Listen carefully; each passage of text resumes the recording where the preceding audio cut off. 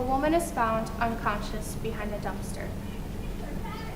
Pine needles in her hair, naked, wounded, and assaulted. Meanwhile, everyone is concerned about her assailant's appetite rather than the survivor's anatomy.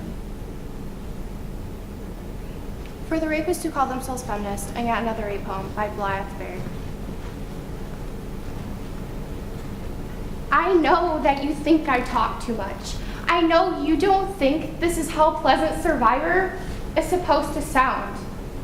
But when I talk about my trauma, I'm not asking you to carry it or relieve me from it.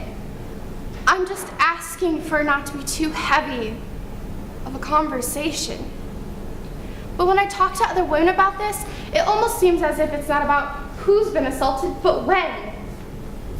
See, women have so much in common, like loving Zumba, being interrupted, experiencing violence. But when another male friend turns out to be a rapist, the same male friend who wore feminism across his chest like a pageant sash, I can't help but remember meeting him at a sexual violence prevention rally.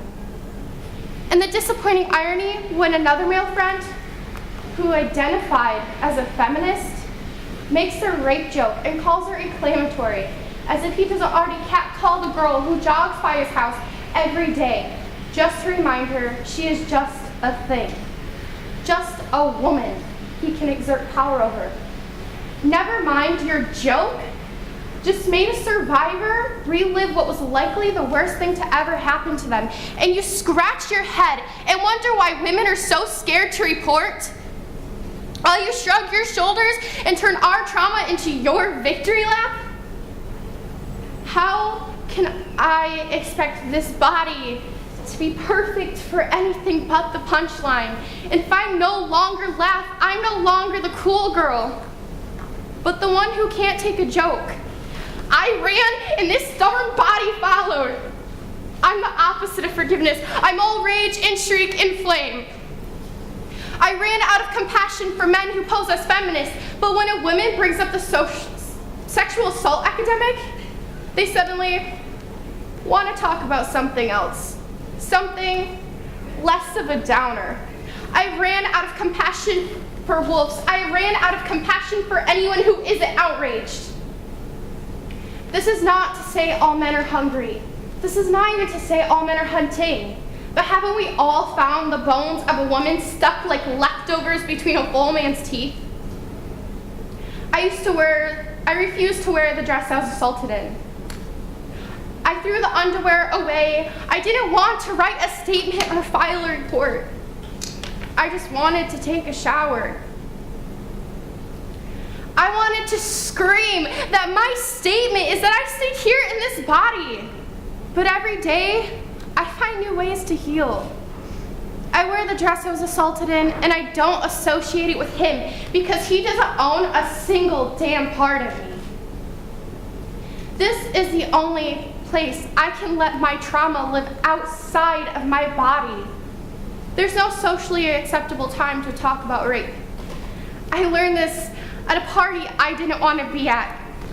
Dizzily drunk, someone asked me how I was doing, and its name spills from my mouth like vomit on the floor, and I apologize and apologize and apologize and apologize until the host of the party says, "Shoot, girl, is sorry the only word you know how to say?"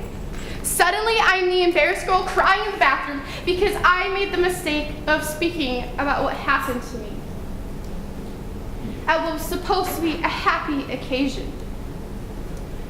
I am afraid to wear my recovery too publicly. A few hours before my best friend raped me on our college campus, we discussed the prospect of astral projection.